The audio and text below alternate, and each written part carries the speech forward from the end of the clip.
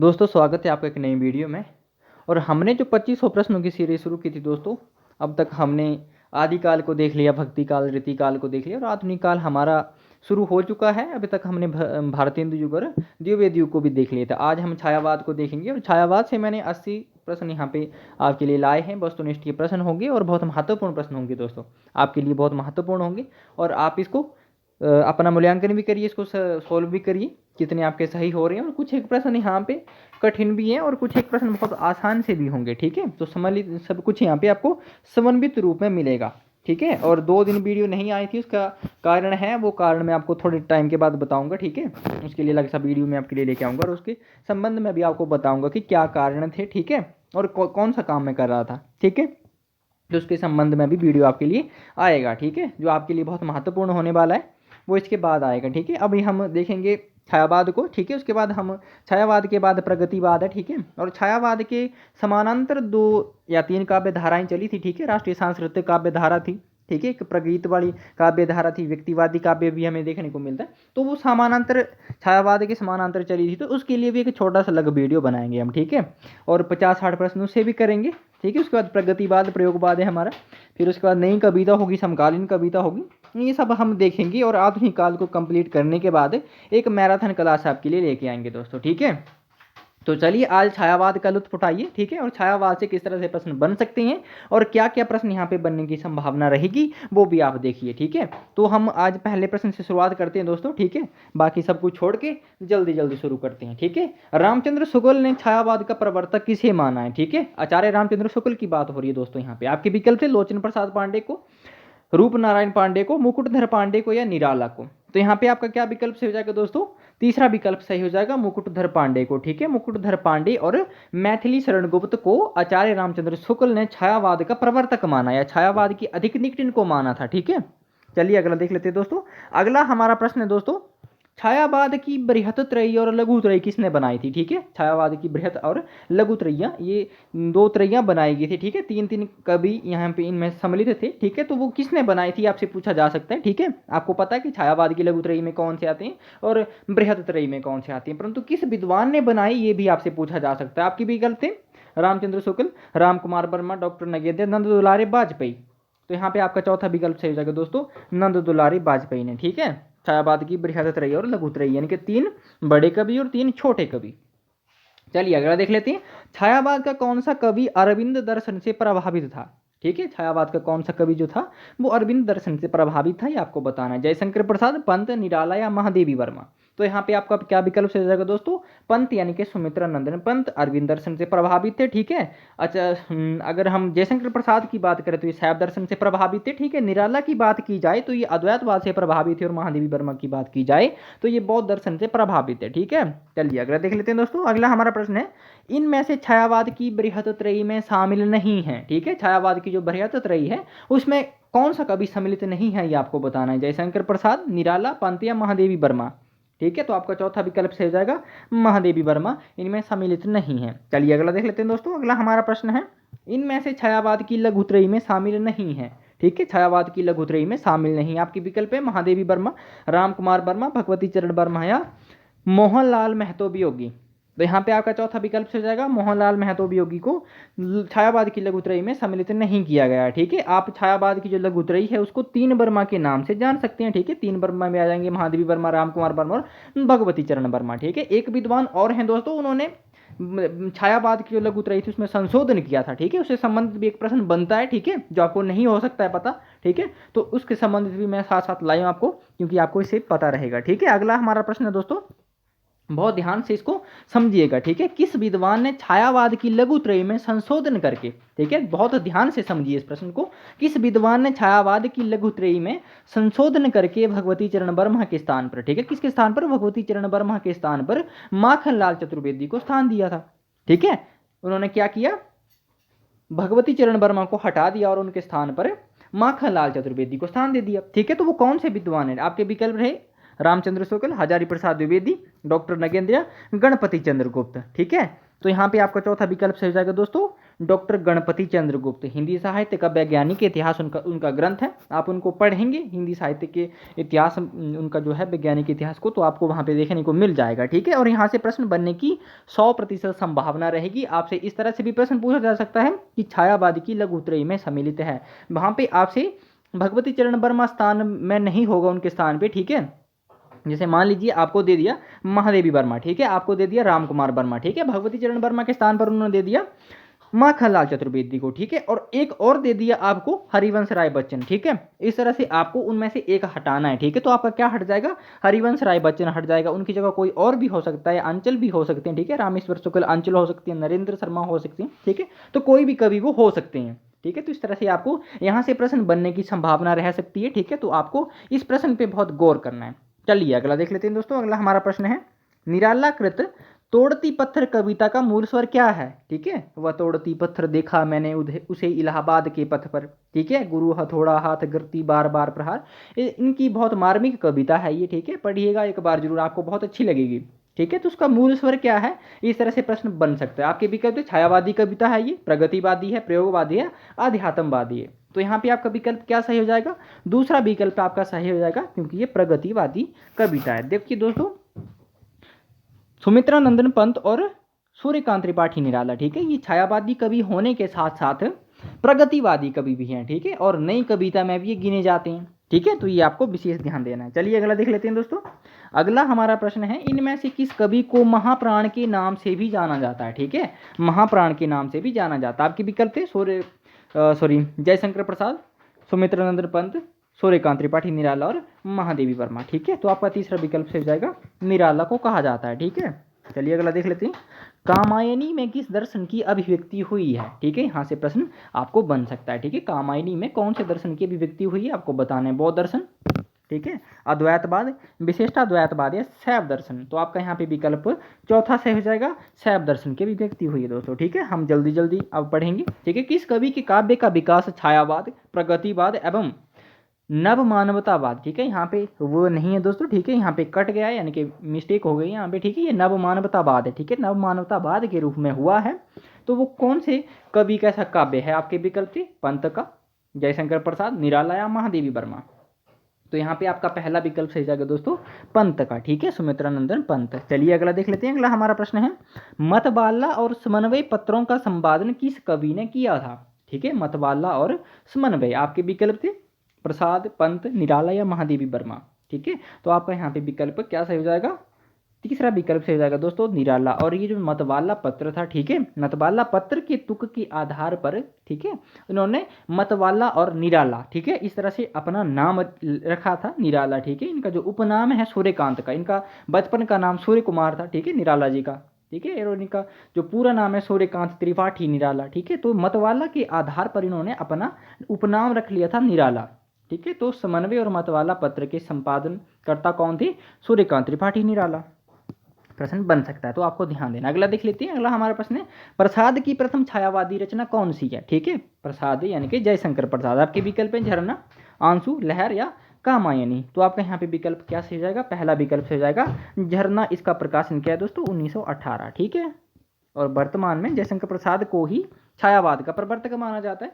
आगे देखेंगे आप कि कौन कौन से प्रश्न किस तरह से बने हैं, आपको सब कुछ मिलेगा। जूही की कली कविता का प्रकाशन क्या है, ये आपको बताना है, 1916, 1920, 1936 या 1925। तो जूही की कली का प्रकाशन दोस्तों 1916 है। ठीक है, और इसको प्रकाशित करने से महावीर प्रसाद द्विवेदी ने सरस्वती पत्रिका में प्रकाशित करने से साफ मना कर दिया था। ठीक है, इस पर अश्लीलता का आरोप लगाया था उन्होंने। चलिए अगला देख लेते हैं। अगला है दोस्तों, इसमें इनमें से किस कवि को ओज और औदात्य का कवि कहा गया है। ठीक है, ओज और औदात्य का कवि कहा गया है, ये आपको बताना है। प्रसाद यानी कि जयशंकर प्रसाद, पंत यानी कि सुमित्रा नंदन पंत, निराला यानी कि सूर्यकांत त्रिपाठी निराला और महादेवी वर्मा। ये आपके चार विकल्प है, तो किसको कहा गया है, निराला को कहा गया। आपका तीसरा विकल्प सही हो जाएगा। चलिए अगला देख लेते हैं। अपना खुद का मूल्यांकन करते रहिए दोस्तों, आपकी परीक्षाएं नज़दीक होंगी। ठीक है, तो आपको विशेष ध्यान देना है। ठीक है, चलिए अगला देख लेते हैं। पंत की किस काव्य कृति में भाषा, अलंकार, छंद, शब्द चयन के संबंध में एक लंबी भूमिका है। तो पंत की वो कौन सी कृति है, आपको बताना है। गुंजन, ग्रंथि, पल्लव या वीणा। तो यहाँ पे आपका क्या विकल्प से हो जाएगा, तीसरा विकल्प से हो जाएगा पल्लव। ठीक है, 1928 इसका प्रकाशन है। ठीक है, इसकी भूमिका में कहा गया। इससे संबंधित और भी प्रश्न बने हैं, नहीं तो यहाँ पे एक्सप्लेन करता मैं। ठीक है, आगे देखते रहिए, आपको यहाँ पे समझ आता रहेगा। ठीक है, चलो ये पंक्तियाँ देखिए दोस्तों। हम दीवानों की क्या हस्ती, आज यहाँ कल वहाँ चले, मस्ती का आलम साथ चला, हम धूल उड़ाते वहाँ चले। पंक्तियाँ किसकी हैं दोस्तों, ये बहुत महत्वपूर्ण पंक्तियाँ हैं और पूछी जाती हैं परीक्षा में। ठीक है, आपके विकल्प है माखनलाल चतुर्वेदी, बालकृष्ण शर्मा नवीन, भगवती चरण वर्मा या जयशंकर प्रसाद। तो यहाँ पे आपका तीसरा विकल्प से हो जाएगा भगवती चरण वर्मा की ये महत्वपूर्ण पंक्ति हैं दोस्तों। ठीक है, चल अगला देख लेते हैं दोस्तों। अगला हमारा प्रश्न है कुकुरमुता कविता किसकी है। ठीक है, कुकुरमुता ये कविता है, ये किसकी है। आपके विकल्प है प्रसाद, ठीक है, पंत, निराला और भगवती चरण वर्मा। तो यहाँ पे आपका विकल्प सही हो जाएगा तीसरा, निराला की ये कविता और प्रगतिवादी कविता ये। ठीक है, चलिए अगला देख लेते हैं। अगला हमारा प्रश्न है निराला की साहित्य साधना। ठीक है, निराला की साहित्य साधना, निराला की जीवनी के लेखक कौन है। ठीक है, इस जीवनी के लेखक कौन है। आपके विकल्प है पंत, नंदुलारे वाजपेयी। ठीक है, यहाँ पे वाजपेयी गलत हो गए, रामविलास शर्मा, राम कुमार वर्मा। ठीक है, तो यहाँ पे आपका तीसरा विकल्प सही जाएगा रामविलास शर्मा। इसके 3 जो भाग है दोस्तों, इस जो जीवनी ही निराला की साहित्य साधना, इसके 3 भाग वर्तमान में मिलते हैं। ठीक है, और इसको साहित्य अकादमी पुरस्कार भी मिला था। ठीक है, चलिए अगला देख लेते हैं। अगला हमारा प्रश्न है दोस्तों आबे सुनवे गुलाब। ठीक है, आबे सुनवे गुलाब ये कुकुरमुत्ता की पंक्तियाँ हैं। ठीक है, घर पाई तूने खुशबू रंगों आप, खून चूसा खाद का तूने अशिष्ट, डाल पर ऐतराह रहा है कैपिटल एस की, इस तरह की ये पंक्तियाँ हैं। ठीक है, तो इसमें जो ये गुलाब जो शब्द आया है ये किसका प्रतीक है, इस तरह से प्रश्न आपसे पूछा जा सकता है। ठीक है, तो आपको बताना है कि गुलाब किसका प्रतीक है, पूंजीपति का, कृषक का, शोषित का या जमींदार का। ठीक है, तो यहाँ पे आपका क्या विकल्प से हो जाएगा, पहला विकल्प से हो जाएगा दोस्तों पूंजीपति का प्रतीक है यहाँ पे। ठीक है, और ये कुकुरमुत्ता जो कविता है, मैंने आपसे पहले भी कहा कि ये किस दर्शन से, दर्शन नहीं, काव्यधारा से संबंधित है, प्रगतिवादी। ठीक है, इसका जो मूल स्वर है ये प्रगतिवादी है। आधुनिक मीरा के नाम से किसको जाना जाता है, सबको ही पता होगा, बहुत आसान सा प्रश्न है। ठीक है, सुभद्रा कुमारी चौहान है, सरोजिनी नायडू है, महादेवी वर्मा है और उषा प्रेमवदा है। तो यहाँ पे आपका विकल्प तीसरा सही हो जाएगा, महादेवी वर्मा को कहा जाता है आधुनिक युग की मीरा। चलिए अगला देख लेते हैं दोस्तों। अगला हमारा प्रश्न है प्रवासी के गीत नामक काव्य संकलन किस कवि का है। ठीक है, प्रवासी के गीत, आपके विकल्प है हरिवंश राय बच्चन, ठीक है, नरेंद्र शर्मा, माखनलाल चतुर्वेदी या भवानी प्रसाद मिश्रा। ठीक है, तो प्रवासी के गीत ये रचना है दोस्तों, ये आपका नरेंद्र शर्मा की है। ठीक है, चलिए अगला देख लेते हैं।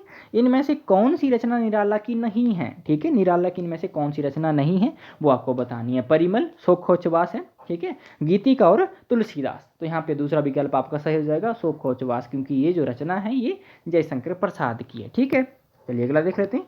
इनमें से कौन सी रचना ज्ञानपीठ पुरस्कार प्राप्त है। ठीक है, ज्ञानपीठ पुरस्कार प्राप्त कौन सी रचना है ये आपको बताना है। आपके विकल्प है कामायनी, दीपशिखा, चिदम्बरा या अनामिका। तो यहाँ पे आपका विकल्प तीसरा सही जाएगा दोस्तों चिदम्बरा। ठीक है, 1968 ईस्वी में, ठीक है, हिंदी में पहला ज्ञानपीठ पुरस्कार ही इस रचना को मिला था। सुमित्र नंदन पंत की ये रचना है। ठीक है, चलिए अगला देख लेते हैं दोस्तों। अगला हमारा प्रश्न है धिक जीवन जो पाता ही आया है विरोध। ठीक है, पंक्तियां हैं धिक जीवन जो पाता ही आया है विरोध में किसके जीवन का सत्य अभिव्यक्त हुआ है। ठीक है, किसके जीवन का सत्य यहाँ पे इन पंक्तियों में हमें दिखता है। ठीक है, किनका जीवन का सत्य है जो हमें दिखता है इन पंक्तियों में। ठीक है, ये कौन से काव्य की पंक्तियां हैं ये अभी आपको बताना है। ठीक है, ये आप मुझे बताएंगे कि ये कौन से काव्य की पंक्तियां हैं। ठीक है, आपके विकल्प है निराला, प्रसाद, यहाँ पे निराला फिर से हो गए, यहाँ पे पंत होगा। ठीक है, यहाँ पे पंत को आप रख लीजिए। ठीक है, और उसके बाद महादेवी वर्मा है। ठीक है, तो यहाँ पे आपका पहला विकल्प सही जाएगा दोस्तों निराला की ये पंक्तियां हैं, और आप मुझे बताएंगे कि ये कौन से काव्य से उनकी ली गई हैं यहाँ पे पंक्तियां। ठीक है, कौन से काव्य से उद्धृत हैं ये मुझे आप कमेंट में बताइएगा। ठीक है, चलिए अगला देख लेते हैं। अगला हमारा प्रश्न है दोस्तों कामायनी के पात्र इड़ा का प्रतीकार्थ क्या है। ठीक है, कामायनी का जो पात्र है, ठीक है, इड़ा, उसका प्रतीकार्थ क्या है ये आपको बताना है। हृदय का प्रतीक है वो, बुद्धि का, मन का या धर्म का। तो यहाँ पे दूसरा विकल्प सही हो जाता है आपका बुद्धि की प्रतीक है ईड़ा। ठीक है जी, चलिए अगला देख लेते हैं। अगला हमारा परिभाषा से संबंधित प्रश्न आ गया है दोस्तों। छायावाद उस राष्ट्रीय जागरण की अभिव्यक्ति है जो एक और पुरानी रूढ़ियों से मुक्ति चाहता था तो और दूसरी ओर विदेशी पराधीनता से। ठीक है, इस तरह से ये परिभाषाएं पूछी जा सकती हैं दोस्तों। तो ये बहुत महत्वपूर्ण परिभाषाएं हैं, आपको याद रखनी है, परीक्षा के दृष्टिकोण से बहुत ही महत्वपूर्ण है। ठीक है, उक्त कथन किसका है, ये परिभाषा किसकी है ये आपको बताना है। रामचंद्र शुक्ल की, राम कुमार वर्मा की, डॉक्टर नगेंद्र की या डॉक्टर नामवर सिंह की। तो यहाँ पे आपका चौथा विकल्प सही जाएगा डॉक्टर नामवर सिंह की ये परिभाषा है दोस्तों। ठीक है, चलिए अगला देख लेते हैं दोस्तों। अगला हमारा प्रश्न है दोस्तों, छायावाद को शक्ति काव्य किसने कहा? ठीक है, छायावाद को शक्ति काव्य किसने कहा? आपके विकल्प है डॉक्टर नगेंद्र ने, डॉक्टर बच्चन सिंह ने, डॉक्टर राम स्वरूप चतुर्वेदी ने, डॉक्टर गणपति चंद्र गुप्त ने। तो छायावाद को शक्ति काव्य दोस्तों राम स्वरूप चतुर्वेदी ने कहा था। ठीक है, पूछा जा सकता है आपसे, तो ध्यान दीजिएगा। अगला देख लीजिए, सुमित्रा नंदन पंत को छायावाद का प्रवर्तक किसने माना? ठीक है, सुमित्रा नंदन पंत को छायावाद का प्रवर्तक किस विद्वान ने माना है? इस तरह से भी प्रश्न पूछा जा सकता है। जयशंकर प्रसाद को किसने माना? ठीक है, इस तरह से भी प्रश्न बन सकता है। मैथिली सेनगुप्त और मुकुटधर पांडे को किसने माना? ठीक है, वर्तमान में कौन सर्वसम्मति से स्वीकृत है? इस तरह से भी प्रश्न बन सकता है। ठीक है, तो सुमित्रा नंदन पंत को किसने माना था? आपके विकल्प में आपको देता हूँ, रामचंद्र शुक्ल, प्रभाकर माचवे, नंद दुलारे बाजपेयी, डॉक्टर नगेंद्र। तो आपका यहाँ पे तीसरा विकल्प सही जाता, नंद दुलारे बाजपेयी ने माना। ठीक है, चलिए अगला देख लेते हैं दोस्तों। अगला ये परिभाषा ही है।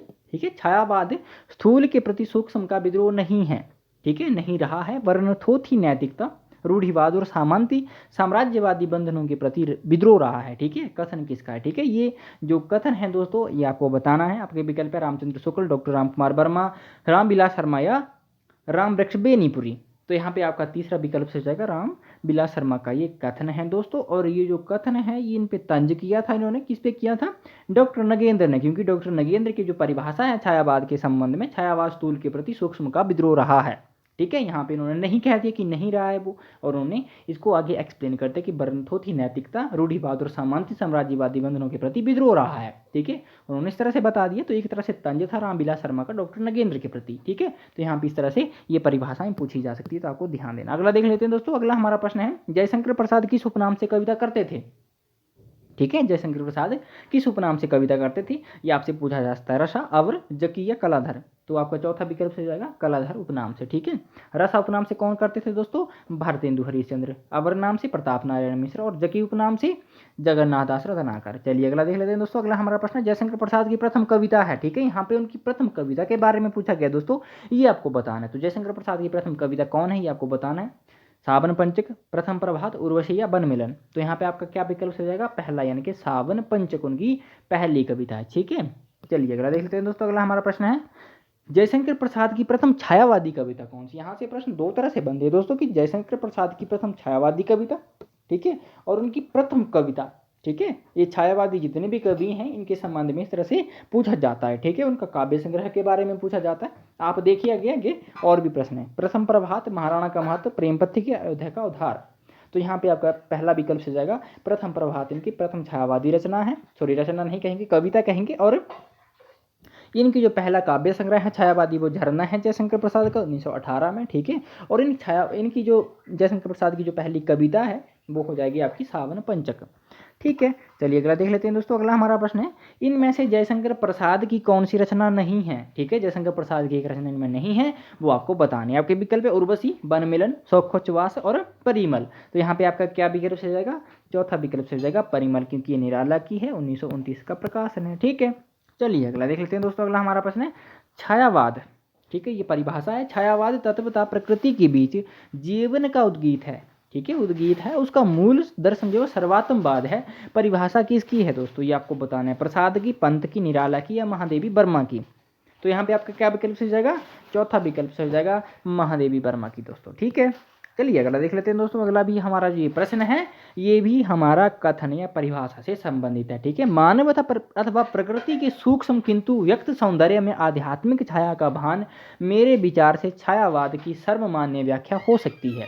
ठीक है, कथन किसका है ये आपको बताना। आपके विकल्प है आचार्य रामचंद्र शुक्ल, राम कुमार वर्मा, नंद दुलारे बाजपेयी, जयशंकर प्रसाद।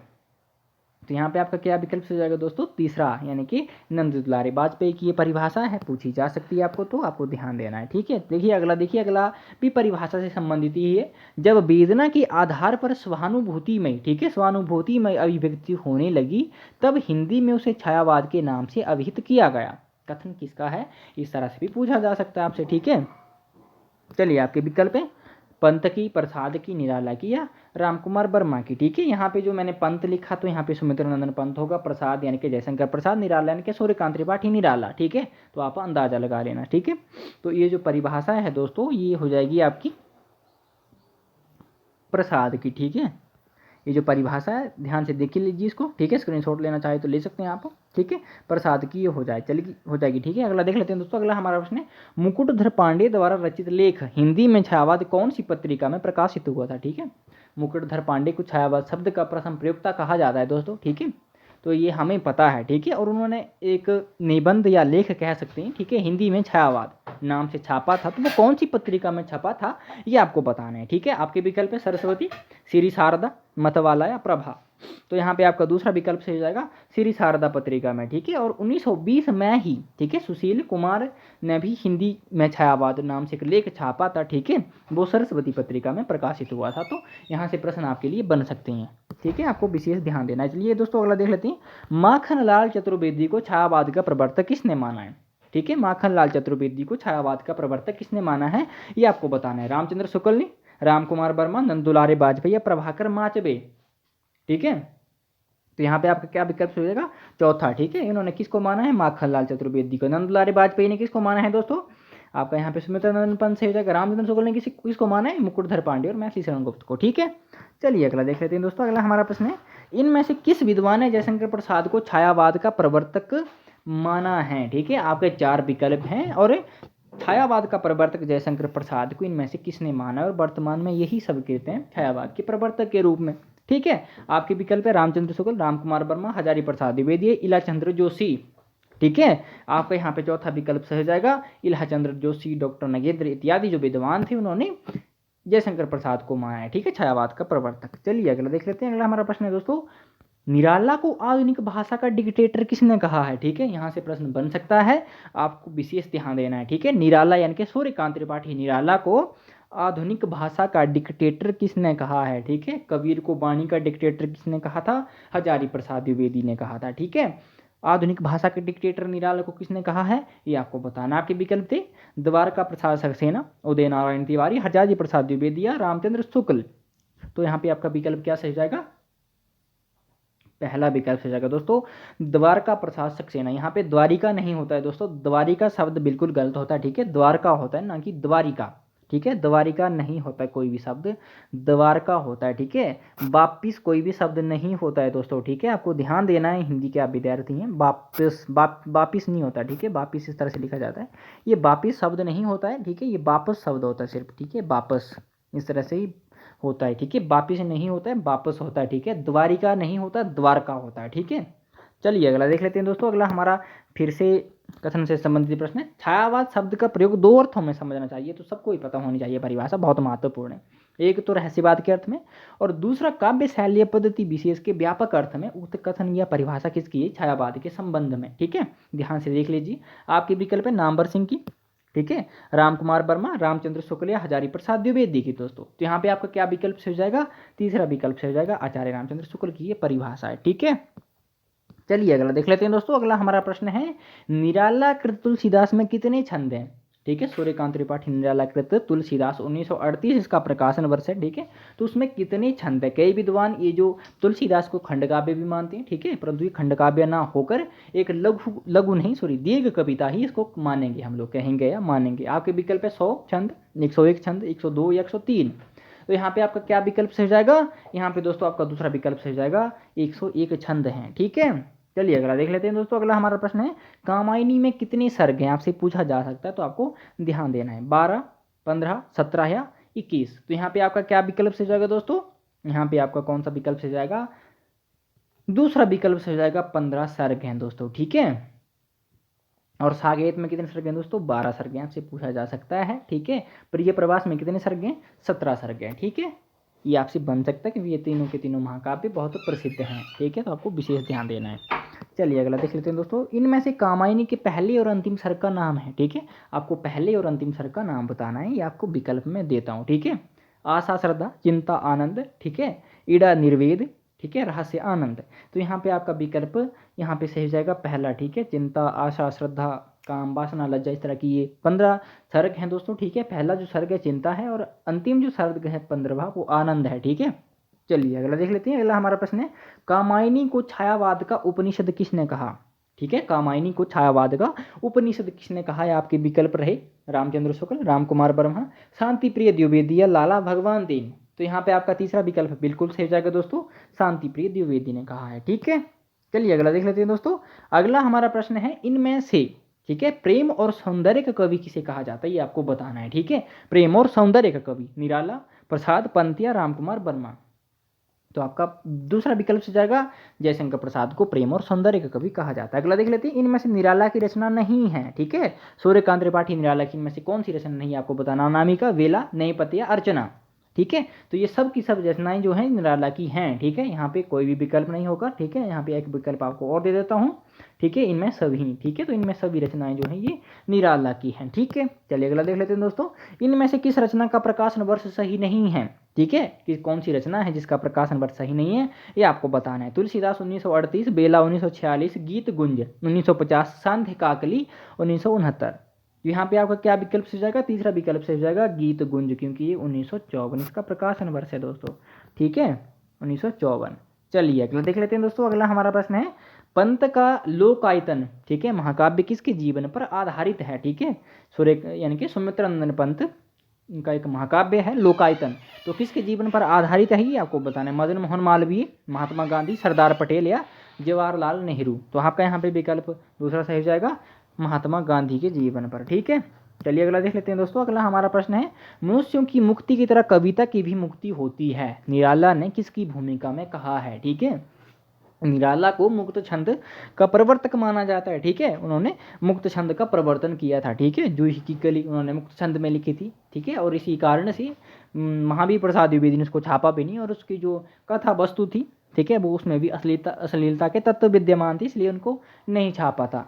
ठीक है, तो यहाँ पे ये जो निराला का कथन है ठीक है, क्योंकि उसी तरह से है कि मनुष्यों की मुक्ति की तरह कविता की भी मुक्ति होनी चाहिए। किस कविता की किससे मुक्ति होनी चाहिए, छंदों से मुक्ति होनी चाहिए उनका, उस और ये संकेत था। ठीक है, तो निराला जी ने ये किसकी भूमिका में लिखा था। ठीक है, आपके विकल्प है अनामिका, उनके काव्य संग्रह हैं ये, परिमल, गीतिका या आराधना। तो यहाँ पे आपका विकल्प दूसरा सही हो जाएगा, परिमल की भूमिका में, और 1929 इसका प्रकाशन है दोस्तों। ठीक है, परिमल की भूमिका में लिखा था। ठीक है, चलिए अगला देख लेते हैं दोस्तों। अगला हमारा प्रश्न है, निराला कृत राम की शक्ति पूजा का उपजीव्य या आधार ग्रंथ क्या है। आपसे इस तरह से प्रश्न पूछे जा सकते हैं दोस्तों, ये यहाँ से प्रश्न बहुत बार बनता है। ठीक है, राम की शक्ति पूजा, आपके विकल्प हैं कृतवास रामायण, असम रामायण, तमिल रामायण या वाल्मीकि रामायण। तो यहाँ पे आपका विकल्प क्या सही जाएगा, पहला विकल्प से जाएगा कृतवास रामायण। आपसे बंगला रामायण के भी पूछा जा सकता है, कृतवास रामायण और बंगला रामायण एक ही है। ठीक है, तो आपको ज़्यादा कंफ्यूज होने की यहाँ पे जरूरत नहीं होगी। ठीक है,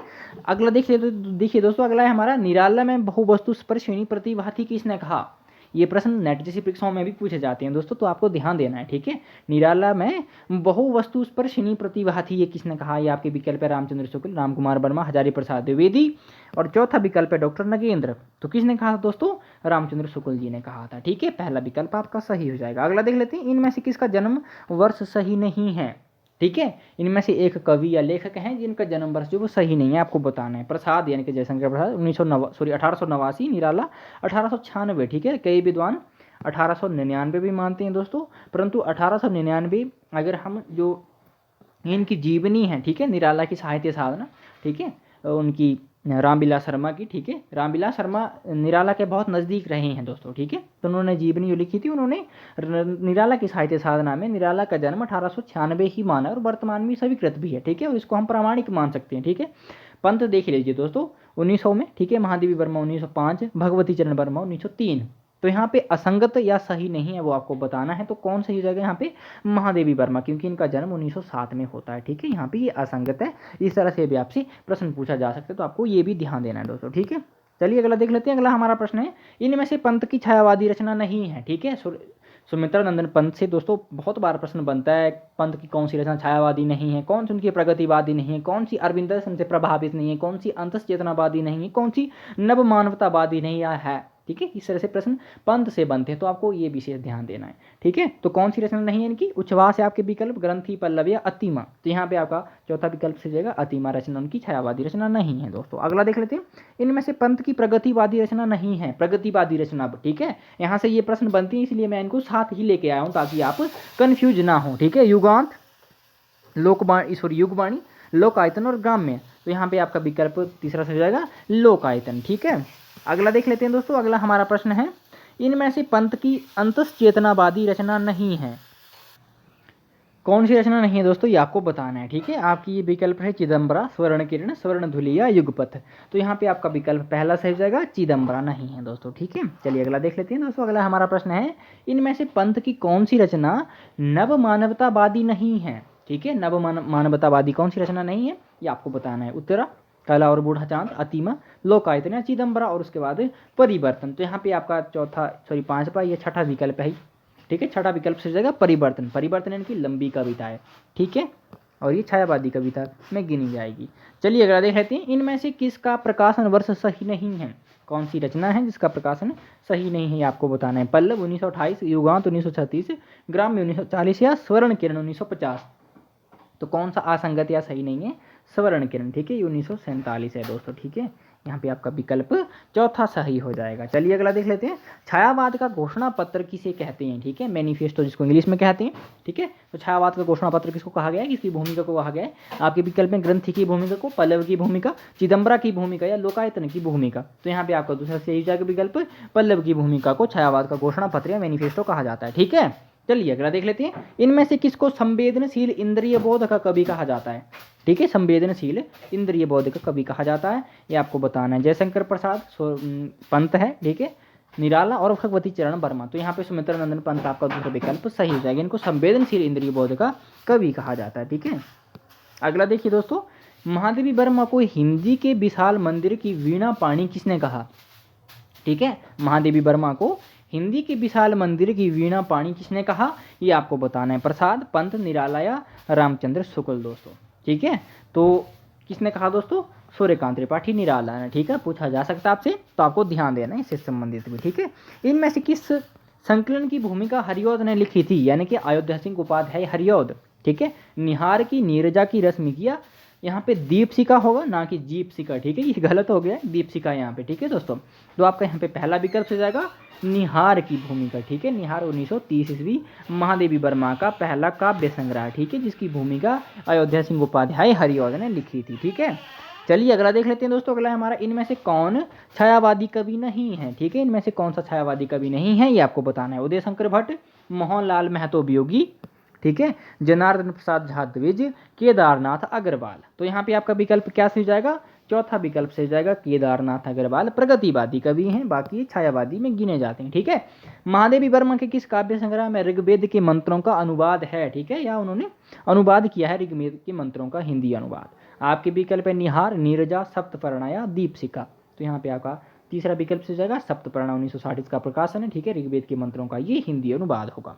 ठीक है, चलिए अगला देख लेते हैं दोस्तों, महादेवी वर्मा के सर्वाधिक प्रिय प्रतीक क्या हैं। ठीक है, महादेवी वर्मा से भाई ये तो प्रश्न बनेगा ही बनेगा, प्रतीकों से संबंधित आगे और महादेवी वर्मा के प्रतीकों से संबंधित बहुत प्रश्न बनते हैं। ठीक है, तो आपके विकल्प है बादल, दीपक, द्वीप या क और ख दोनों। तो यहाँ पे चौथा विकल्प आपका सही जगह, क और ख दोनों, बादल भी और दीपक भी इनके प्रिय प्रतीक हैं। ठीक है, चलिए अगला देख लेते हैं दोस्तों। अगला हमारा प्रश्न है, इनमें से महादेवी वर्मा की रचना नहीं है। ठीक है, महादेवी वर्मा की रचना नहीं है, ये आपको बताना है। सांध्य गीत, सांध्य काकली, रश्मि होगा दोस्तों, यहाँ पे टाइपिंग में थोड़ा सा मिस्टेक हो गया। ठीक है, रश्मि और यामा।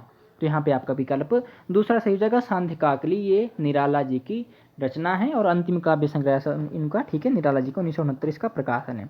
ठीक है, अगला देख लेते हैं, इनमें से यामा में किस संग्रह की कविताएं नहीं हैं। ठीक है, महादेवी वर्मा का जो यामा संग्रह है उसमें उनकी कौन से संग्रह की कविता नहीं। देखिए दोस्तों, यामा जो ये कविता संग्रह था इनका, ठीक है, महादेवी वर्मा का, ये जो उनकी प्रसिद्ध कविताएं थी जो पहले प्रकाशित हो चुके थे संग्रह, उनसे ली गई हुई हैं। ठीक है, जो महत्वपूर्ण कविताएं थी। ठीक है, महत्वपूर्ण हम कह सकते हैं दोस्तों। ठीक है, आपकी विकल्प है निहार, रश्मि, नीरजा, सांध्य गीत या दीपशिखा। तो यहाँ पे आपका विकल्प क्या सही हो जाएगा, दीपशिखा की नहीं थी। ठीक है, निहार दोस्तों 1930 है। ठीक है, उसके बाद रश्मि 1932 है दोस्तों। ठीक है, नीरजा 1935 और सांध्य गीत 1936। ठीक है, और यामा का प्रकाशन होता है 1940 ईस्वी में दोस्तों। ठीक है, और यामा जो ये रचना थी, ये कविता संग्रह था महादेवी वर्मा का, ये जो रचनाएं हैं सब की सब, इसको संकलित करके उन्होंने यामा एक संग्रह बनाया था। ठीक है, यामा ही संग्रह, और ये सब की सब कविताएं थी। निहार की जितनी कविताएं थी यामा में संकलित है, रश्मि की, नीरजा की और सांध्य गीत की सब की कविताएं यामा में संकलित है दोस्तों। ठीक है, 295 करके कुछ कविताएं जो है वो यामा में आपको देखने को मिलेगी। ठीक है, और यामा पर ही इनको 1982 में जो वो ज्ञानपीठ पुरस्कार मिलता है, ठीक है। और इसका प्रकाशन कब था? 1940 यामा का, ठीक है दोस्तों। अगला देख लेते हैं, इनमें से किसका प्रकाशन वर्ष सही नहीं है, ठीक है। किसका प्रकाशन वर्ष सही नहीं है ये आपको बताना है। निहार 1930, रश्मि 1932, याम 1982 और सप्तपर्णा 1960, ठीक है। तो यहाँ पे आपका क्या विकल्प से जाएगा? तीसरा विकल्प से जाएगा, क्योंकि 1940 से 1982 में इस रचना को ज्ञानपीठ पुरस्कार मिला था, ठीक है। अगला देखिए दोस्तों, कौन सा छायावादी कवि अद्वैत वेदांत से प्रभावित था, ठीक है। पहले ही मैं इनके बारे में आपको बता आया हूँ दोस्तों, ठीक है। तो अद्वैतवाद सिद्धांत से कौन प्रभावित था या दर्शन से कौन प्रभावित था? आपकी विकल्प है प्रसाद, पंत, निराला या महादेवी वर्मा। तो आपका तीसरा विकल्प से जाएगा निराला जी, ठीक है। अगला देखिए, छायावाद को मधुचर्य का काव्य किसने कहा? रामचंद्र शुक्ल ने, राम कुमार वर्मा, हजारी प्रसाद द्विवेदी, डॉक्टर नगेंद्र ने। तो यहाँ पे आपका विकल्प पहला सही जाएगा, रामचंद्र शुक्ल ने कहा दोस्तों, ठीक है। अगला देखिए दोस्तों, रामचंद्र शुक्ल ने छायावाद का प्रतिनिधि किसे माना है, ठीक है। छायावाद का प्रतिनिधि की बात की गई, ना कि प्रवर्तक की बात की गई है, ठीक है। प्रसाद, पंत, निराला या महादेवी वर्मा। तो आपका यहाँ पे दूसरा विकल्प से जाएगा प्रतिनिधि कवि दोस्तों छायावाद का रामचंद्र शुक्ल ने पंत को माना है, ठीक है दोस्तों। अगर चैनल पे नहीं हो तो सब्सक्राइब कर लीजिए, क्योंकि इस तरह की आपको और भी वीडियो मिलती रहेंगी, ठीक है। और ये भी मुझे आप बताएंगे कि आपको किस तरह का ये आज का वीडियो लगा है दोस्तों। छायावाद का हमने पूरा निचोड़ यहाँ पे लाया है दोस्तों, ठीक है। चलिए अगला देख लेते हैं दोस्तों। अगला हमारा प्रश्न है, रामचंद्र शुक्ल ने किस छायावादी कवि को रहस्यवाद के अधिक निकट माना है, ठीक है। आपसे इस तरह से भी पूछा जा सकता है। आपके विकल्प है प्रसाद, पंत, निराला या महादेवी वर्मा। तो चौथा विकल्प आपका सही हो जाएगा दोस्तों, रहस्यवाद के निकट इन्होंने महादेवी वर्मा को रखा था या माना था। अगला देख लेते हैं दोस्तों। अगला हमारा प्रश्न है, 60 वर्ष एक रेखांकन किसकी आत्मकथा है? प्रसाद, पंत, निराला या महादेवी वर्मा, ठीक है। तो यहाँ पे आपका दूसरा विकल्प से जाएगा पंत की आत्मकथा है दोस्तों। 1960 इसका प्रकाशन है, क्योंकि पंत का जन्म जो वो 1900 ईस्वी में होता है, ठीक है। तो 60 वर्ष बीत जाने पर उन्होंने अपनी आत्मकथा लिखी थी, 60 वर्ष एक रेखांकन, ठीक है। चलिए अगला देख लेते हैं दोस्तों। अगला हमारा प्रश्न है, ज्योत्सना, रजत शिखर, ठीक है, सौवर्ण, शिल्पी, ये किसके काव्य रूपक या नाटक हैं? ये आपको बताना है। इनको गीति नाट्य भी कहेंगे, हम कह सकते हैं, ठीक है। तो किन के हैं ये आपको बताना है, ठीक है। प्रसाद के हैं, पंत के हैं, निराला या महादेवी वर्मा के। तो आपका यहाँ पे दूसरा विकल्प से जाएगा दोस्तों, पंत के हैं ये, ठीक है। चलिए अगला देख लेते हैं, छायावाद पुनर्मूल्यांकन किसका आलोचनात्मक ग्रंथ है दोस्तों? ये आपको बताना है। प्रसाद, पंत, निराला या महादेवी वर्मा। तो आपका विकल्प यहाँ पे दूसरा सही जाएगा, पंत का है दोस्तों, ठीक है। चलिए अगला देख लेते हैं, कामायनी को रहस्यवाद का पहला महाकाव्य किसने कहा है, ठीक है। कामायनी को रहस्यवाद का प्रथम महाकाव्य किसने कहा है ये आपको बताना है। रामचंद्र शुक्ल ने, हजारी प्रसाद द्विवेदी, निराला या पंत ने। तो यहाँ पे आपका तीसरा विकल्प बिल्कुल सही जाएगा दोस्तों, सूर्यकांत त्रिपाठी निराला ने कामायनी को क्या कहा है? रहस्यवाद का पहला महाकाव्य। और कामायनी से संबंधित उनका जो लेख था 1928 ईस्वी में सुधा पत्रिका में प्रकाशित हुआ था। चलिए अगला देख लेते हैं दोस्तों, कामायनी को असफल कृति किसने कहा है, ठीक है। कामायनी को असफल कृति किसने कहा है ये भी आपसे पूछा जा सकता है, तो आपको सतर्क रहना है। रामचंद्र शुक्ल ने, पंत ने, ठीक है। अगला विकल्प है नंदुलारी वाजपेयी ने या इंद्रनाथ मदान ने, ठीक है। आपका विकल्प यहाँ पे क्या सही हो जाएगा दोस्तों? चौथा विकल्प बिल्कुल सही हो जाएगा, इंद्रनाथ मदान ने, ठीक है। उनकी एक कृति है, साहित्य इतिहास ग्रंथ है द मॉडर्न हिंदी लिटरेचर, ठीक है। मॉडर्न हिंदी लिटरेचर है उनका ग्रंथ, 1939 का प्रकाशन है, ठीक है। मॉडर्न हिंदी लिटरेचर, इंद्रनाथ मदान का असफल कृति का कहा था उन्होंने कामायनी को। अगला देख लीजिए, कामायनी आधुनिक समीक्षक और रचनाकार दोनों के लिए परीक्षा स्थल है, ठीक है। ध्यान से देखिए दोस्तों, क्योंकि पूछा जा सकता है ये क्वेश्चन। कामायनी आधुनिक समीक्षक और रचनाकार दोनों के लिए परीक्षा स्थल है, ठीक है। परीक्षा स्थल है, ये किसने कहा है? आपके विकल्प है रामचंद्र शुक्ल ने, नामवर सिंह ने, राम स्वरूप चतुर्वेदी ने या हजारी प्रसाद द्विवेदी ने। तो यहाँ पे आपका क्या विकल्प से जाएगा? तीसरा, यानी कि राम स्वरूप चतुर्वेदी ने कहा है, ठीक है। इनमें से महादेवी वर्मा का गद्य साहित्य नहीं है, ठीक है। महादेवी वर्मा का गद्य साहित्य में कौन सी कृति नहीं आती है ये आपको बताना है। अतीत के चलचित्र, समृद्धि की रेखाएं, मेरा परिवार, पथ के साथी या राह चली। तो आपके यहाँ पे जो पांचवा विकल्प है सही हो जाएगा, राह चली, ठीक है। बाकी इनके गद्य साहित्य में आती है। अगला देख लेते हैं दोस्तों, इनमें से छायावादी कवि नहीं है, कौन सा छायावादी कवि नहीं है ये आपको बताना है। राम कुमार वर्मा, जानकी वल्लभ शास्त्री, उदय शंकर भाटिया, नरेंद्र शर्मा। तो आपका यहाँ पे चौथा विकल्प से जाएगा दोस्तों, नरेंद्र शर्मा। देखिए दोस्तों, यहाँ पे एक बात मैं आपको बता दूं, तो छायावाद के सिर्फ 4 ही कवि नहीं थे, बहुत सारे कवि थे, ठीक है। हमें सिर्फ छायावाद के ही पता होता है, जयशंकर प्रसाद, सूर्यकांत त्रिपाठी निराला, सुमित्रा नंदन पंत और महादेवी वर्मा को हम 4 को गिन के छायावाद से तीसरी कर लेते हैं तो यहाँ पे ये नहीं होना चाहिए। यहाँ पे आपको जानकी वल्लभ शास्त्री, उदय शंकर भट्ट भी मिलेंगे, ठीक है, मोहनलाल महतो वियोगी भी मिलेंगे, ठीक है। इस तरह के और भी कवि हैं जिनको आपको पढ़ना चाहिए, ठीक है। जनार्दन प्रसाद झा द्विज भी हैं, ठीक है, वो भी छायावाद में गिने जाते हैं, तो उनको भी देख लेना चाहिए आपको, ठीक है। वहाँ से प्रश्न वैसे कम ही बनती है परंतु आपको पता होना चाहिए, ठीक है। तो दोस्तों आपको किस तरह से ये प्रश्न लगे, आज की वीडियो किस तरह से रही, आप मुझे कमेंट के माध्यम से बताइएगा। और अगली वीडियो जो होगी दोस्तों, हमारी छायावाद के जो समानांतर 2 काव्य धाराएं या एक काव्य धारा जो चली थी, ठीक है, राष्ट्रीय सांस्कृतिक काव्य धारा, और दूसरी चली थी दोस्तों हमारी व्यक्तिक काव्य धारा जिसको कह सकती हैं, या प्रेम और मस्ती का काव्य भी उसको कहेंगे हम, ठीक है। हालाबाद भी उसमें सम्मिलित हो जाएगा, ठीक है। तो वो हम अगली वीडियो में देख लेते हैं। 50-60 प्रश्न वहाँ से भी बनेंगे, तो वहाँ से अलग से एक वीडियो बनाएंगे दोस्तों। और उसके बाद प्रगतिवाद, प्रयोगवाद है, हमारे पास नई कविता है, समकालीन कविता है, ठीक है। फिर नवगीत होंगे, हमारे पास गज़ल होंगी, ठीक है। तो उन सबको हम एक एक करके देख लेंगे, और उसके बाद आधुनिक काल पे हम एक मैराथन क्लास करेंगे जो 3 या 4 घंटे की होगी, ठीक है। तो दोस्तों मिलते हैं हम किसी और वीडियो में, और तब तक के लिए आपका बहुत धन्यवाद।